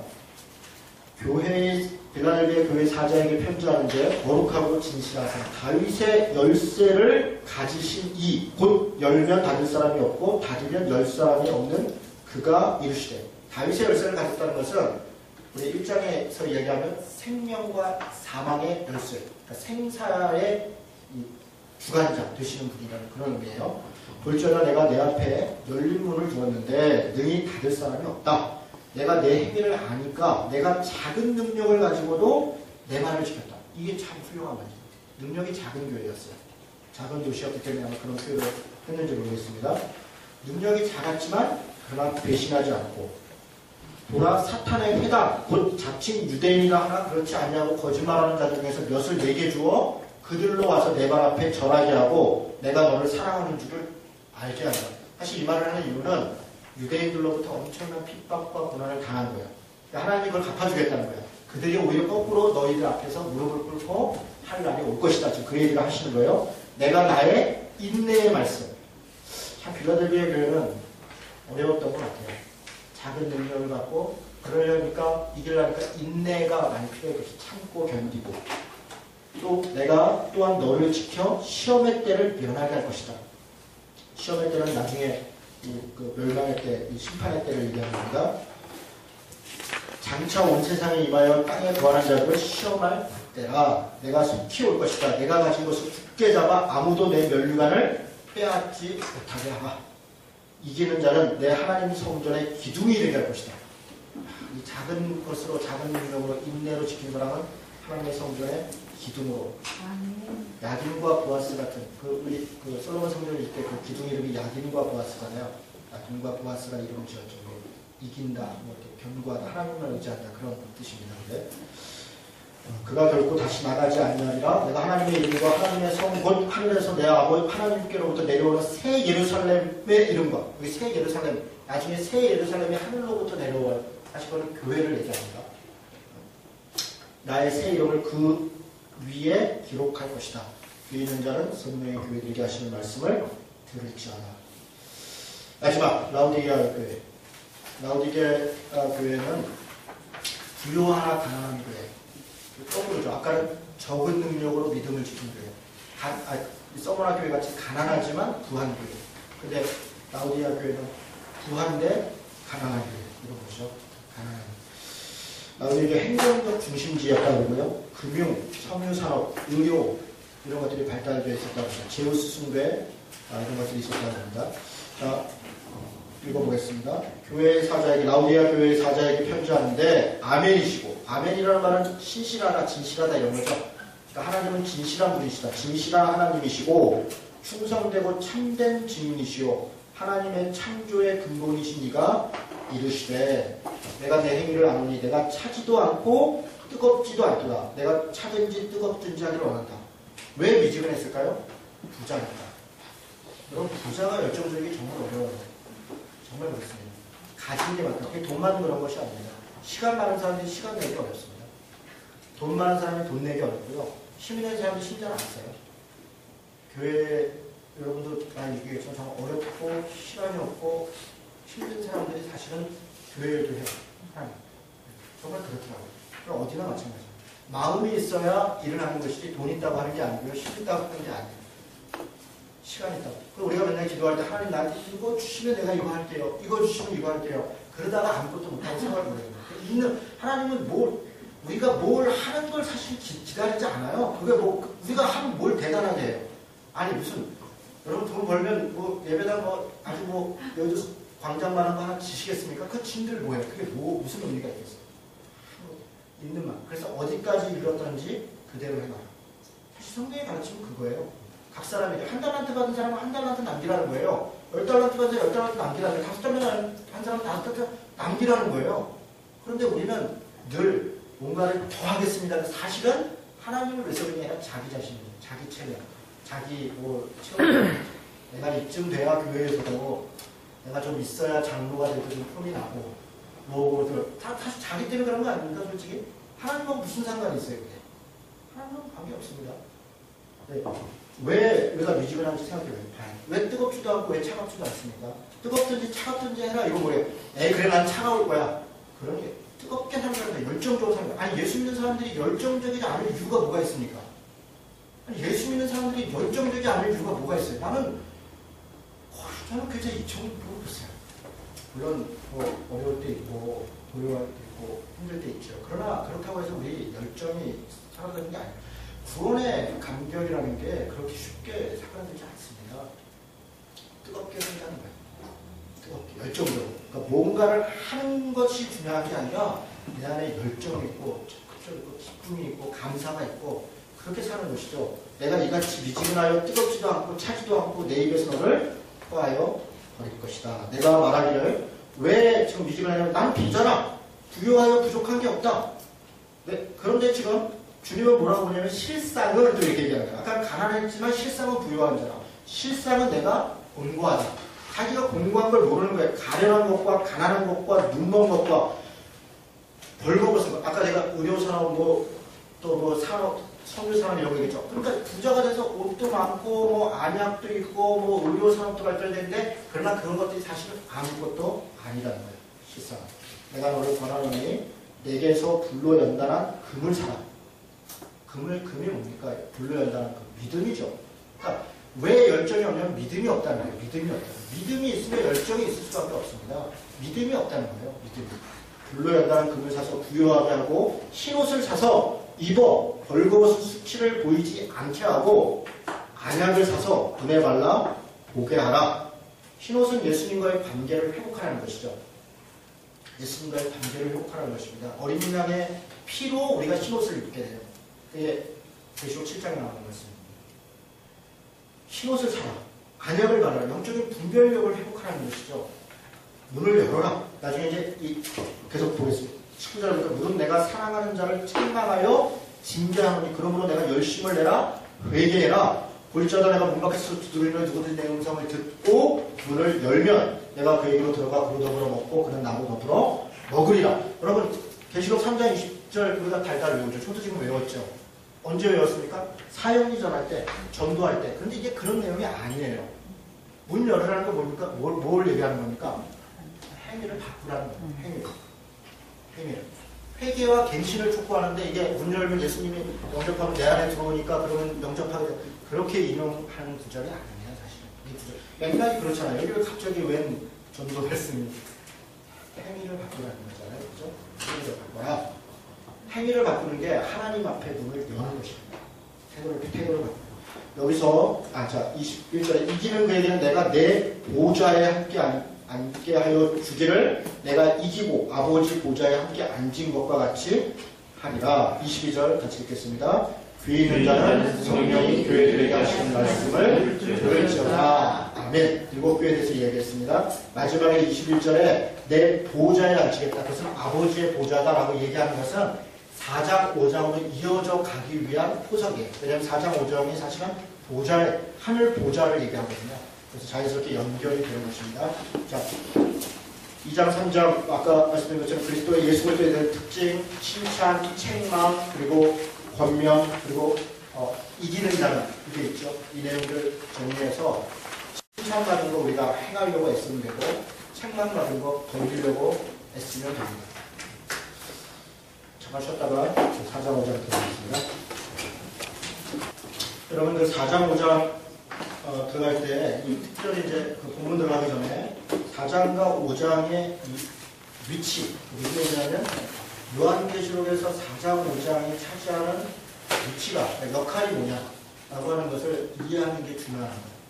4장, 5장은 사실은 6장부터 시작돼서 11장까지가 일곱 인이라든가 나팔이라든가 대접이라든가 이런 것들이 쭉 나오는데 이거에 대한 어떤 서론 같은 거예요. 서론. 그리고 이제 다음 주에 가보시면 알겠지만 그 일곱인 사이에 삽입된 게 있어요. 7장이 삽입되어 있는 거고요. 일곱 나팔 사이에 10장, 11장이 삽입되어 있어요. 그러니까 인을 막 떼다가 중간에 잠깐 쉰다고요. 다른 내용이 잠깐 들어가 있다고요. 다른 내용이. 그리고 나팔을 막 불다가 중간에 한번 쉬어요. 그리고 다른 내용이 잠깐 들어가 있어요. 그것은 의도가 있는 겁니다. 그 구조가 그렇게 되어 있습니다. 다 이렇게 비슷한 구조로 되어 있는데 의도가 있어요. 그리고 이런 이제 어떤 심판과 저주와 관련된 것을 시작할 때 그게 어떤 개념이다라고 하는 것을 전체적으로 설명하려는 게 4장, 5장의 역할이에요. 마치 1장이 요한계시록 전체의 서론 역할을 하잖아요. 계율을 설명하는 것처럼 4장, 5장이 전체의 계율을 설명하고 있는 거예요. 그래서 그런 개념을 좀 이해하실 필요가 있고요. 약간 서론 같고 그리고 이제 본론 부분이 6장에서 11장, 12장, 13, 14, 15, 16장까지 16장까지가 약간 본론 같은 그리고 17장부터 이 뒷부분은 이제 결론인데 그래서 그 대적자들이 어떻게 될 것이냐 그래서 우리는 어떻게 될 것이냐 이런 이야기들이 17장부터 뒤에 20장, 21장, 22장 이렇게 전개되는 게 요한계시록의 내용입니다. 자, 4장, 5장 먼저는 그 4장 1절을 한번 보죠. 4장 1절에 보니까 이 일 후에 내가 보니 하늘에 열린 문이 있는데 내가 들은 바 처음에 내게 말하던 나팔소리 같은 그 음성이 이르되 이리로 올라오라. 이후에 마땅히 일어날 일들을 내가 내게 보이리라 하시더라. 이렇게 시작이 됩니다. 여기서 이후에 마땅히 될 일, 이게 1장 19절에 장차 될 일과 같은 단어입니다. 그 1장 19절에 장차 될 일 앞에 이후에라는 말이 원래 있어요. 근데 이거 생략돼 있어요. 그 번역본에는. 이후에 장차 될 일, 혹은 이후에 마땅히 될 일을 이제 좀 설명해 나가는 겁니다. 그런 개념이고요. 그 다음에 2장, 3장이 지상에 존재하는 교회에 초점을 맞추고 있다면 4장, 5장은 하늘에 존재하는 교회들을 설명하는 거예요. 제가 나중에 구체적으로 설명할 겁니다. 하늘의 천상에 대한 부분을 얘기하는데 거기 무슨 교회가 있냐? 교회가 있습니다. 그런 부분들이 언어적으로 상징적으로 설명이 되어 있어요. 실체는 교회인데 상징적 언어로 그렇게 표현하고 있다는 거예요. 육시적으로. 그래서 그런 부분들을 제가 설명을 할 겁니다. 자, 4, 5장은 앞으로 보여질 일곱인, 일곱 나팔, 일곱 대적 등 영적 전투와 어떤 심판에서 하나님의 교회가 하나님으로부터 보호받고 이긴 싸움을 하고 있다는 것을 먼저 설명하는 거예요. 먼저. 하나님의 교회가 하나님과 함께하고 있고 하나님이 하나님의 교회와 함께하고 있고 그 싸움을 이미 이겼다, 이긴 싸움이다라는 것을 서론적으로 먼저 설명하고 그리고 그 내용들을 설명하는 게 6장부터 내용이라는 거예요. 이해가 되시죠? 자, 그 다음에 4, 5장의 하늘에 있는 교회는 21장 2절에 보면 하늘로부터 새 예루살렘 성이 내려와요. 그리고 그것을 신부라 그랬어요. 어린 양의 신부라. 21장에 그런 표현이 있습니다. 어린 양의 신부이고 어린 양의 혼인잔치를 벌이고 그것이 새 예루살렘이라. 그 새 예루살렘은 이 교회라. 이제 이 교회라는 단어는 정확히 그 딱 명시되어 있는 건 아닌데 새 예루살렘은 교회를 이야기하는 겁니다. 그 신부는 새 예루살렘이다 이렇게 표현되어 있고요. 이해가 됐습니까? 21장에 가면 이렇게 보게 될 겁니다. 그래서 4장, 5장에, 특별히 4장에, 5장에 있는 그 하늘에 있는 교회라는 것은 새 예루살렘의 교회의 존재를 의미하는 겁니다. 자, 4, 5장은 앞으로, 앞쪽으로는 2, 3장과 연결돼요. 아까 제가 3장에서 라오디아 교회가 이기는 자에게 주는 것은 보좌라 이렇게 얘기했잖아요. 그래서 4장에 그 보좌에 대해서 설명이 쭉 이어져요. 그래서 이 앞부분과 연결이 되고, 그리고 후로는 21, 22장과 연결이 돼요. 무슨 얘기냐면 21, 22장이 그런 싸움과 그런 심판과 그 결론, 그래서 결과가 어떻다라고 하는 게 21, 22장이에요.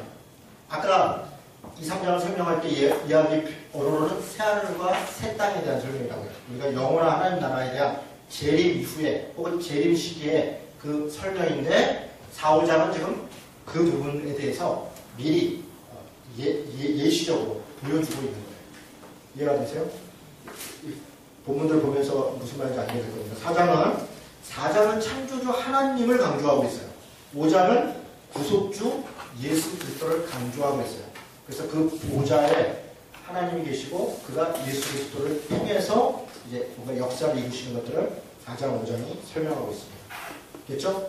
자, 4장 1절부터 보겠습니다. 아까 이후에 마땅히 교회를 받고 이 일 후에 내가 이렇게 되어 있어요. 여기 내가를 잘 표시해서 내가가 누구예요? 그래서 요한입니다.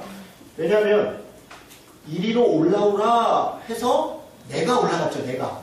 그럼 누가 올라간 거예요? 요한이 올라간 거예요.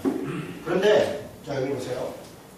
이것을 이리로 올라오라를 성도로 해석을 해요. 누가? 세대주의 종말론자들. 그래서 왜냐하면 6장부터 심판이 이루어지잖아요. 6장부터. 잘 들으셔야 돼요. 인 이러니까 사실 그래도 우리말로 하면 도장이죠. 도장. 인을 이렇게 무슨 이렇게 두루마리 말씀에 이렇게 도장을 쫙 찍어놨다는 거예요. 오늘 제가 병원에서 보험사에다가 하려고 이렇게 진료 내역서랑 뭐라 하니까 도장을 많이 찍어주더라고요. 종일마다. 그거 안 찍히면 무효인 거죠. 그런 식으로 도장을 쭉 찍어놨는데 그게 7인이더라. 7개였다가 딱 7개 찍혔다 이런 의미가 아니라 완전하게 딱 찍혀 완전히 봉합되어 있더라 이런 의미예요. 7이라는 의미가. 7 심판, 7 나팔과 마찬가지입니다. 그걸 이제 상징적으로 언어를 쓰는데 내용은 심판이잖아요. 심판. 그래서 세대주의 종말론자들이 뭐라고 얘기를 하냐면 환란, 7년 환란이 있다는 거예요. 7년 환란. 7년 환란이 있고 7년 중에서 3년 반 동안 있고 또 그 다음 뒤에 3년 반이 있고 그래서 뭐 작은 환란, 뭐 큰 환란이 있고 그리고 나서 천년왕국이 이루어진다. 그래서 천년왕국 전에 예수님이 재림하고 그 전에 예수님이 오셔서 우리는 환란을 통과하지 않고 해서 휴거를 합니다. 소위 휴거를 여기게 된 거예요. 환란 전 휴거, 환란 중 휴거 여기 얘기하는 사람도 있고 환란 후 휴거. 요게 비밀스러운 휴거 이런 거는 뭐 그 말은 사실은 자기도 잘 모르겠다고 이런 거예요. 어쨌든 휴거는 있다고 이런 건데 환란 전 휴거의 내용이 어디 있다는 거냐면 여기 있다는 거예요. 4장 1절에 이리로 올라오라 했으니까 일단 올라간다. 그래서 심판이 일어나기 전에 성도들은 하늘에서 그걸 이렇게 보좌에서 이렇게 보고 있다. 이렇게 설명을 한단 말이에요. 이런 설명을 어디 가서 듣게 되실 거예요. 아니에요. 성도가 올라간 게 아니라 내가 요한이 올라가서 봤다는 거예요. 요한이. 지금 무슨 말인지 아시겠죠? 제가 이거 설명하면 여러분 그럼 말도 안 되는 설명을 믿나 사람들이? 거기 앉아있으면 다 믿어요. 요하고 막 대사로니까 서로 막 공격하고 막 어디서 나팔 불면 뭐 누가 첫 번째 일어나고 두 번째 일어나고 공중에서 우리가 만나고 막 이런 거를 막 연결해서 맞추면 그렇구나 이러고 그냥 믿어요. 믿게 돼요. 예. 여러분 약장수들 약팔면요 집에 와서 후회하지 그 안에서는 그냥 다 살아요. 관광버스로 딱 싣고 할머니들 막 하고 그냥 막 진짜 5만원짜리 막 50만원짜리 사고도 막 너무 뿌듯해서 내가 싸게 샀다. 예. 아주 어머니. 아주. 뭐라고 그냥 두고두고. 그렇게 돼요, 사람이. 그러니까 정확하게 아는 게 중요해요. 제가 그래서 지금 이걸 강조해서 얘기하는 거예요. 요한이 올라간 겁니다. 하늘문이 열렸다. 여러분, 하늘문이 열렸다. 제가 그래서 길게 설명을 못합니다. 8장 1절, 11장 19절, 12장 10절, 5장 5절, 19장 11절 다 이런 표현이 있어요. 하늘문이 열렸다 이런 표현이 있어요. 자, 근데 하늘문이 열렸다는 게 뭐냐? 여러분, 먼저 이 얘기 잘 들으세요. 지난번에도 설명했는데 당시에는 하늘이 이렇게 있다고 했어요. 땅이 있고 여기가 하늘이에요. 여기 눈에 보이는 거. 이걸 스카이라고 보죠. 그 다음에 그 뒤에는 스페이스, 우주 공간이죠. 그 다음에 그 뒤에 해군이 있다고 생각해요. 삼층천, 고린도후서 12장에 바울이 삼층천에 갔었다라고 얘기하는 건 진짜 세 번째 하늘에 간 게 아니라 그의 개념 속에 하늘은 세 개로 되어 있는데 자기가 천국에 간 거예요. 어느 공간에 갔어요. 그런데 거기를 그냥 표현을 삼층천이라고 표현하는 거예요. 그때 당시에 이렇게 생각을 한 거예요. 그럼 지옥은 어디 있어요? 지옥은 여기 있죠. 여기 땅에. 그래서 땅 속에 지옥이 있다. 천국은 저 하늘에 있다. 이렇게 생각을 했고 하늘문이 열렸다. 그런 것은 여기 천국이라는 것은 하나님의 공간이에요. 하나님의 통치 공간. 하나님의 임재를 얘기하는 거예요. 하나님의 임재. 근데 실제 이렇게 돼 있어요? 여러분 우주를 계속 가는 천국이 저 끝에 어디 있어요? 땅을 타고 들어가면 지옥이 있어요? 없죠. 그래서 문자적으로 해석하면 안 된다는 거예요. 상징적으로 당시 시대의 사람들이 가진 세계관, 가치관을 이해하면서 우리 시대로 문화화하고 상황화해서 해석해야 되는 거예요. 그래서 무슨 말인지 이해가 되시죠? 자, 하늘문이 열렸다. 구약의 에덴이 하늘문이 열린 곳이에요. 하나님이 임재해서 같이 있었던 곳이에요. 야곱의 베델 사건 기억나세요? 사닥다리가 오르내렸어요. 하나님이 교통했다 이런 것이잖아요. 이사야가 소명을 받아요. 하늘문이 열려서 이사야를 불렀다 이렇게. 그러니까 하나님이 임재했다 이런 개념이죠. 에스겔 새 성전, 에스겔 40장 48절은 하늘문이 열려서 그 환상을 봤다 이렇게 해서 성전 얘기가 나와요. 하늘문이 열렸다고 하나님의 임재 그리고 종말로 중에 성취 이걸 의미해요. 신약에 와서 이 하늘문이 열렸다는 것은 예수님이 세례받을 때 기억나세요? 하늘문이 열려서 비둘기같이 임하시고 하나님의 하늘문이 열려 음성을 들리고 이런 얘기가 있어요. 실제 그것이 예수님 때 그것이 이루어졌다. 그러니까 구약 때 하나님의 임재와 이런 것들이 예수님으로 인해서 성취됐다는 것을 다시 거기서 이야기하려고 하는 거예요. 그게 실제 하나님이 하늘에서 소리를 냈다 이런 얘기 거기에 포커싱이 있는 게 아니에요. 자, 스데반이 돌로 죽을 때 하늘문이 열려서 하나님이 이렇게 보였다 이렇게 있다는 거예요. 하나님의 나라를 바라봤다. 하나님의 임재하심을 경험했다 이런 얘기예요. 그래서 그가 돌로 죽어도 저들의 죄를 저들을 불리지 마옵소서 이런 믿음의 고백을 할 수 있었다는 거예요. 베드로가 고넬료한테 가가지고 뭘 이렇게 전환하는데 이방인한테 어떻게 합니까? 그러니까 꿈에 하나님이 하늘에서 짐승들 부정한 걸 먹어라 이렇게 얘기했대요. 하늘문이 열렸다. 하나님이 임재했다. 깨달았다. 이런 거예요. 바울이 고린도후서 12장에 삼층천에 갔었다. 이런 거예요. 그리스도를 통해서 종말이 왔고 하나님의 나라가 도래했고 에덴이 하나님과 함께함이 회복되었음을 얘기하는 게 하늘문이 열렸다 이런 표현인 거예요. 알겠죠? 제가 이것도 길게 얘기하는 이유가 있습니다. 하늘문 열린 것 같고 막 하늘문을 뭐 여러분의 밤에 뭐 무수한 게 그런 게 아니에요. 이건 상징적 언어예요. 상징적 언어입니다. 자, 보자. 자, 계속 읽어나가고 있어요. 하늘에 열린 문이 있는데 내가 들은 바 처음에 내게 말하고 나팔소리 같은 그 음성이 이르되 올라오라 이후에 마땅히 일어날 일들을 내가 내게 보이리라 하시더라. 내가 곧 성령에 감동되었더니 보라 하늘에 보좌를 베풀었고 그 보좌 위에 앉으신 이가 있는데 보좌가 뭡니까? 여러분 하나님의 통치의 자리예요. 그런데 사실은 통치의 자리는 심판의 자리예요. 심판의 자리. 4장 5장에서만 17번이나 사용해요. 보좌에. 하나님은 하늘 보좌에 계시지만 이 세상을 통치하고 있다는 것을 이야기하는 것이에요. 이해가 되시죠? 짐승도 보좌가 있어요. 짐승도. 아까 우리 사탄의 권자도 봤지만 13장 2절, 16장 10절 사탄도 통치하고 자기 권력이 있어요. 그래서 우리는 전쟁을 해야 돼요. 이 세상에 살아간다는 것은 사탄과의 전쟁을 하는 거예요. 여러분 이 지점을 정말 잊지 말아야 돼요. 여러분 욥을 얘기할 때, 욥의 고통을 얘기할 때 욥이 이렇게 선한 사람인데 왜 그런 고통이 있었는가? 사탄이 참소했다는 말이에요. 그 얘기는 그 지점을 여러 가지 설명할 수 있어요. 사탄이라고 하는 귀신이라는 존재가 엄연히 존재한다는 거예요.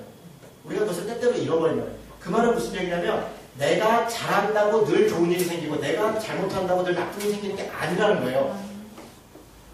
사탄이. 여러분 제가 요즘 이렇게 아침에 보는 TV 중에 블랙박스로 본 세상 관세 이런 게 있어요. 어떤 프로그램이 있더라고요.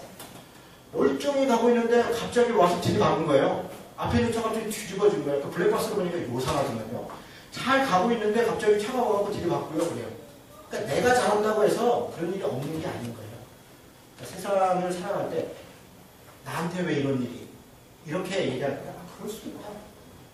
그런 여러 요소 중에 사단이 있고 하나님의 역사심이 있다는 것을 우리가 기억할 필요가 있습니다. 자, 4장 3절에 보좌에 대한 설명이 있는데 뭐라고 되냐면 앉으신 이의 모양이 벽옥과 홍보석과 무지개가 있고 녹보석도 있더라. 여러분 이거 지금 이제 21장에 가면 천국에 대해서 쭉 얘기하면서 무슨 녹보석, 옥보석 막 이럴 때 그거 뭐 내가 본 천국에 갔더니 녹보석도 있고 무슨 진주문이 있고 성경에 있는 다 상징해. 그런 거 없어요, 여러분.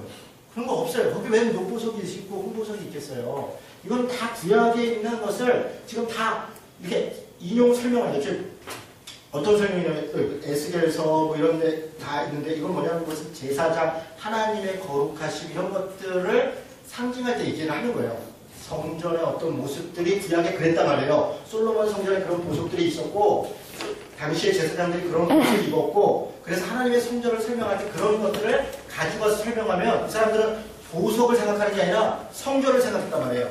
보석을 얘기하면 제사장이 입었던 옷을 얘기하면 그 옷을 탐한 게 아니라 제사장 같은 그런 거룩한 게 있었다는 거구나. 이렇게 신약 백성들이 이해했는데 우리는 보석을 탐하고 있다니까요.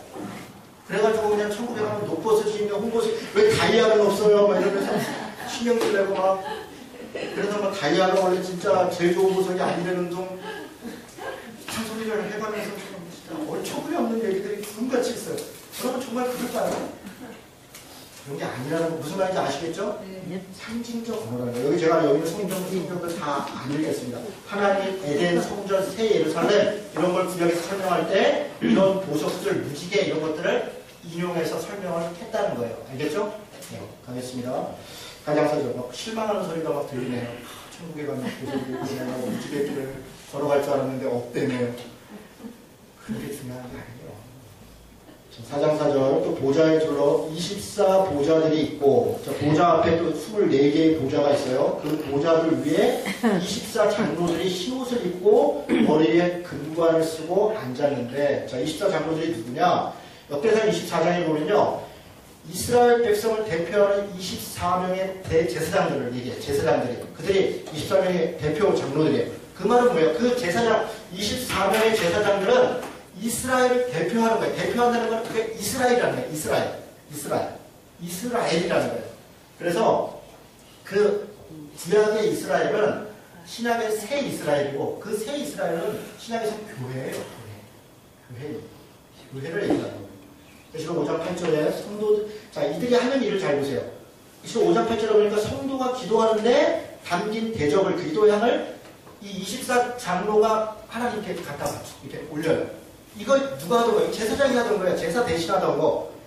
그리고 이 4장 10절, 5장 9절, 10절 이런 데를 보면 24장로가 하나님을 찬양하고 노래하고 그래요. 그거 누가 하던 거예요? 제사를 집례하는 24제사장이 제사를 하면서 성가대원들 세우고 그렇게 하면서 다시 하던 거예요. 지금 이 장로들이 뭐라는 얘기냐면 24제사장을 연상을 하는 거예요. 24제사장을. 그건 무슨 얘기냐면 이스라엘을 생각하는 거예요. 이스라엘의 하나님을 섬겼던 그런 보좌들이 있었다 이런 얘기인 거예요. 24라는 것은요 12 더하기 10인데 구약의 12지파하고 신약의 12사도 이거는 교회를 상징하는 겁니다. 21장에 가면 거기가 또 12문이 있고 12기둥이 있고 이게 다 교회를 얘기해요. 교회. 12. 다 교회입니다. 그 자리에 가서 또 얘기를 하겠습니다. 계속 읽겠습니다. 흰옷을 입고 금관을 쓰고 앉았더라. 보좌로부터 번개와 음성과 우레소리가 나고 보좌로부터는 지금 하나님의 보좌로부터 번개와 음성과 우레소리가 나고 보좌 앞에 켠 등불 7이 있으니 이는 하나님의 7 영이라 번개와 음성과 우레소리 하나님의 나타나심을 얘기하는 거죠.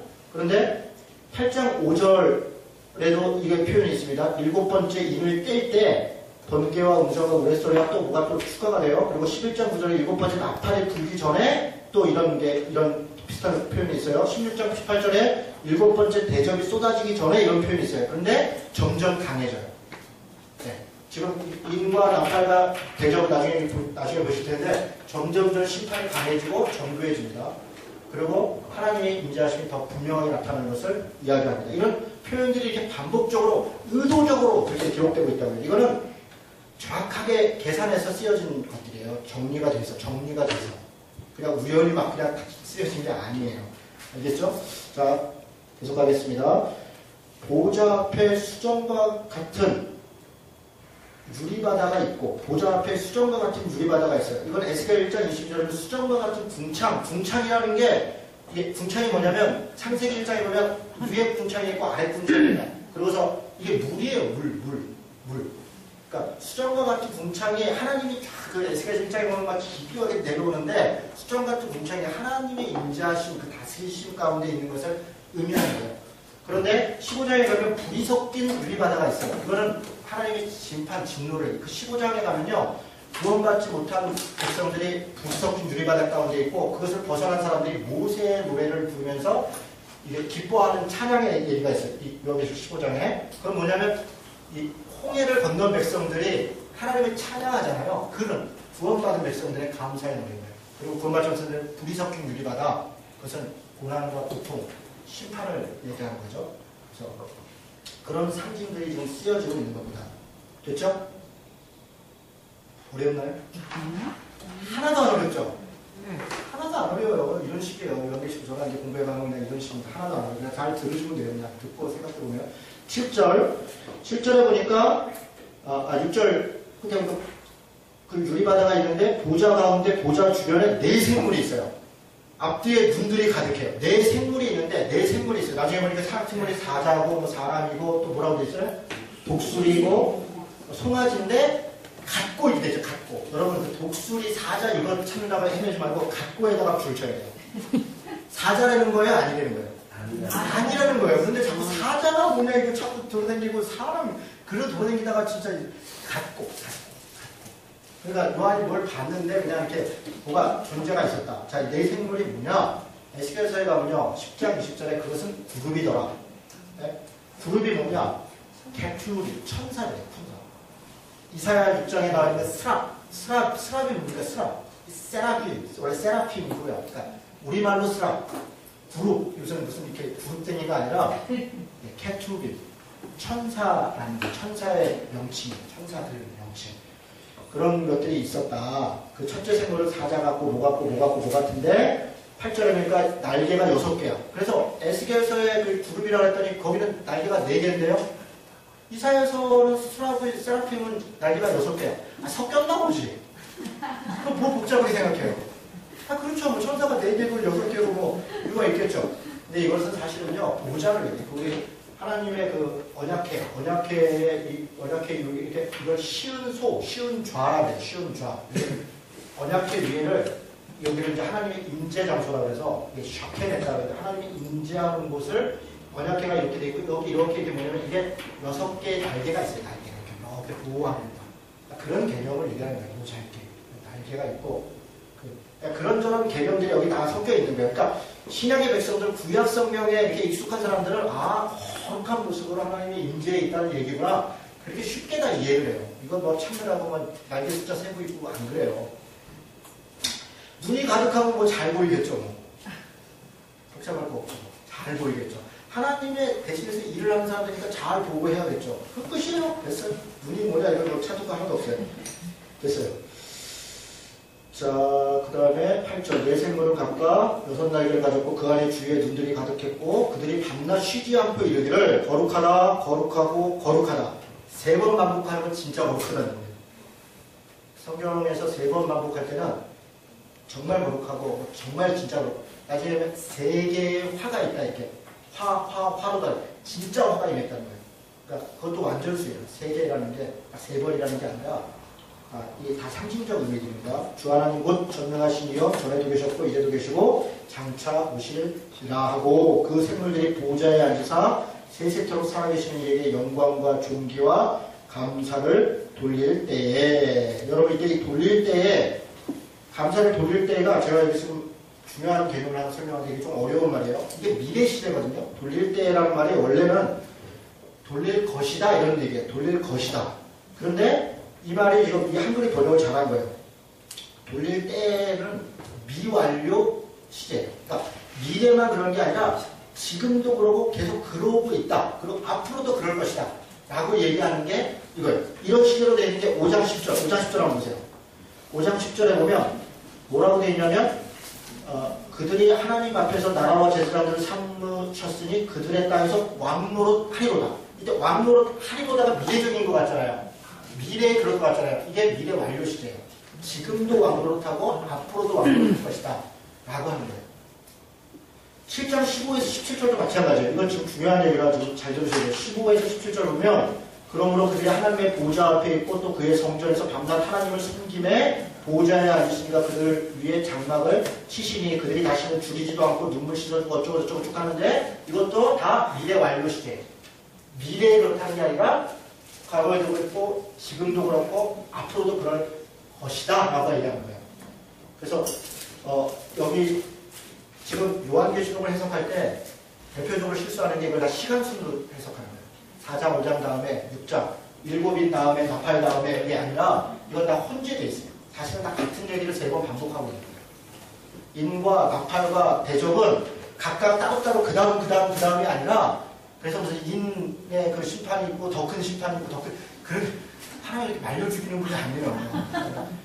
고통이 그런 패턴으로 이렇게 3번을 반복해서 얘기를 하는 거예요. 그런 점, 고통의 어떤 현상들을 얘기를 하는 거예요. 그러니까 이걸 시간순으로 계산하면 안 돼요. 그게 아주 대표적으로 실수하는 거예요. 제가 다음 주에 얘기할 때 좀 더 자세히 이야기하게 될 겁니다. 4장 11절 우리 주 하나님이여 이런 게 중요해요. 24장로들이 경배하고 찬양할 때 우리 주 하나님이여라고 표현하는데 이거는 일부러 이렇게 표현하는 거예요. 당시 황제들이 이렇게 표현했어요. 특히 도미치아누스 황제는 자신의 별명을 주 하나님이라고 그렇게 불렀어요. 도미치아누스 황제를. 완전 신성모독을 했죠. 그런데 당시에 이 사람들은 진짜 우리 주 하나님은 하나님이시죠. 황제가 아니라 그런 것을 이렇게 돌려서 표현하는 거죠. 직접적 표현하는 게 정확하게. 근데 읽는 사람은 다 아는 거죠. 24장로들이 하나님에 대해서 찬양을 하죠. 7장 9절부터 12절, 11장 15에서 18절, 12장 10절에서 12절, 14장 2절에서 3절, 19장 1절에서 10절이 다 찬양하는 장면이에요. 여러분 이건 왜 이렇게 생각해요? 하나님이 우리가 전쟁을 하는데 마땅히 이겼고 찬양받으시기에 마땅한 분이라는 거예요. 우리의 삶이 자체가 고난도 있고 때로 핍박도 있고 어려움도 있지만 그러나 우리가 찬양을 이룰 수 없는 것이 이미 승리한 싸움을 살기 때문에 그런 거예요. 그래서 하나님께 기도하고 찬양하고 그 교회의 마땅한 의무이고 태도이고 그리스도인들의 마땅한 자세이고 그러니까 우리는 기쁠 때만 찬양하고 즐거울 때만 기도하고 그런 게 아니에요. 항상 기뻐하라 쉬지 말고 기도하라 범사에 감사하라 이는 그리스도 안에서 너희를 향하신 하나님의 뜻입니다. 사실 그 말 앞에는 항상 선을 행하라 이게 있어요. 근데 그거는 꼭 빼먹고 있고요. 항상 선을 행하라, 항상 기뻐하라, 쉬지 말고 기도하라, 범죄. 실제로 그 말씀 찾아보세요. 바로 앞에서 항상 선을 행하라요. 그게 우리 그리스도인들이 마땅히 가져야 될 자세예요. 우리의 모습이라. 그래서 찬양에 대해서 여러 번 반복을 해요. 특히 7장하고 11장은 이런 그 심판이 있는 동안에 중간에 이렇게 삽입된 본문이에요. 그런데 거기서 승리를 얘기하고 찬양을 얘기해요. 그런 심판 중에도 실제로 우리가 승리했고 이길 것이고 이기고 있다는 것을 얘기하려고 하는 거예요. 7장이나 10장, 11절에 사실 그 얘기를 중간중간에 반복을 하는 거예요. 무슨 말인지 이해하세요? 그래서 마지막에 궁극적으로 우리는 찬양하고 하나님과 함께 할 것이다. 그 얘기를 하는 것입니다. 자, 5장으로 바로 넘어가겠습니다. 5장을 보니까 내가 보매 보좌에 앉으신 이의 오른손에 두루마리가 있어요. 자, 이거 잘 들으세요. 오른손에 두루마리. 오른손은 능력을 얘기하는 거예요. 하나님의 능력. 하나님의 능력 가운데 두루마리가 있어요. 어떤 책이 있어요. 그리고 안팎으로 썼고 7인으로 봉하여져 있어요. 봉에 있다는 건 이렇게 막혀 있다는 거죠. 이것은 에스겔서 2장 9절에서 3장 3절에 보면 그대로 돼 있어요. 거기에 두루마리를 보잖아, 에스겔이. 그런데 그 두루마리를 보니까 굉장히 큰데 안팎의 글이 빼곡하더라. 보니까 글이 애곡과 재앙과 슬픔이더라. 이렇게 있어요. 뭐냐면 그 내용이 에스겔이 당시에 봤었던 내용이 하나님의 말씀이 써있는 두루마리가 있는데 그 내용이 슬픔과 애곡과 재앙이라는 거야. 그게 당시 이스라엘의 멸망을 예고하는 겁니다. 심판을 예고하는 겁니다. 그런데 너무 재밌는 게 재미가 있지는 않을 수도 있겠네요. 에스겔 3장으로 가면 그 말씀이 먹을 때는 썼는데 입에서는 다른데 속에 들어가서 쓰더라. 하나님의 말씀이 입에서는 달았는데 속에 들어가서 썼더라. 그러니까 그 말씀 자체가 심판하는 걸 얘기하고 그럼에도 불구하고 하나님의 말씀을 우리가 달게 받고 따라가야 그런 이야기가 에스겔서에 나오는 겁니다. 그런데 에스겔도 그렇고 이사야도 그렇고 제가 말씀을 적어놨는데 다니엘에게 하나님이 미래에 대해서 보여주고 뭐라 그러면 그걸 인봉하라고 해요. 인봉하라고 도장 찍어갖고 문 닫아놔라. 네가 지금 알 수도 없고 그냥 닫아놔라. 이사야도 마찬가지입니다. 이사야서에서도 하나님이 인봉해 놓으라고 해요. 그런데 지금 그 얘기를 하는 거예요. 이게 봉에 있다. 하나님의 어떤 미래에 대한 하나님의 뜻이 감춰져 있구나, 닫혀져 있구나. 그런 장면을 지금 이야기합니다. 그리고 2절에 보니까 또 봄에 힘 있는 천사가, 여러분 힘 있는 천사가 이 계시록에서 3번 나오는데 10장 1절에도 그렇고 18절 21절에 나오는데 힘 있는 천사가 나올 때는 이게 사건의 아주 중요한 전기를 만든대요. 사건의 중요한 전기. 10장 1절, 18절 21절 아주 중요한 전환점이 있는데 어쨌든 자 계속 읽겠습니다. 큰 음성으로 외치기를 누가 그 두루마리를 펴며 그 인을 떼기에 합당하냐. 이제 두루마리를 펴야 돼요. 다니엘 때, 이사야 때 다 막혀 있었던 인봉에 있던 재림과 혹은 초림과 마지막 종말과 혹은 심판의 때에 대해서 정확히 알지 못했죠. 이제는 누군가가 그걸 알려줘야 될 때가 왔다는 거예요. 뛸 때가 왔다. 띄워진다는 거예요. 그리고 누가 그걸 띄기 합당하냐? 누가 이것을 알려주겠다는 거죠. 알려주겠다는 거죠. 그런데 하늘 위에나 땅 아래 등이 그 두루마리를 펴거나 보거나 할 자가 없더라. 누가 볼 때? 요한이 볼 때. 요한이 볼 때 자기가 보니까 그럴 만한 사람이 없어요. 그래서 그 두루마리를 펴거나 보거나 하기에 합당한 자가 보이지 아니하므로 내가 크게 울었도다. 요한이 우니까 장로 중 한 분이 야야야 울지마. 울지마. 왜 울지마? 있어. 뛸 사람이 있다는 거예요. 요한은 모르죠. 그러나 뛸 분이 있다. 내게 말하라 울지마라. 유다 지파의 사자 다윗의 뿌리가 이겼으니 누굽니까? 예수 그리스도. 제가 줄줄 설명 안 해도 되겠죠. 유다 지파의 사자, 창세기 40절에 나오는 다윗의 이사야 11절에 나오는 거고 그 두루마리와 그 7인을 뗄 거다. 두루마리 인을 뗀다는 게 뭐예요? 심판을 행할 것이다. 내가 또 보니 보좌와 내 생물과 장로들 사이에 한 어린 양이 서 있는데 예수 그리스도이죠. 일찍이 죽음을 당한 것 같더라. 그에게 7뿔과 7눈이 있다. 7뿔은 뭐냐?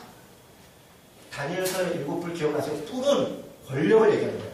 그래서 힘을 얘기해요. 그때 왕조를 얘기했었잖아요. 그렇죠? 어느 나라를 얘기했고 7뿔이 있다는 건 완전한 힘이 있다는 거예요. 완전한 힘이 있고. 근데 이런 걸 가지고 문자적으로 해석하고 7뿔이 진짜 예수님 머리에 있는 거로 생각하면 되겠어요? 안 되겠어요? 이게 다 상징이라니까요. 그렇죠? 7눈이 있고 7눈은 7 성령이시고 이 눈들은 온 땅에 보냄을 받아 하나님의 7영이라 하나님의 성령이 함께 하신다 이런 얘기잖아요. 그렇죠? 7눈 이건 스가랴서 4장 2절 10절 거기에 보면 나오는 거잖아요. 그 하나님의 신 이런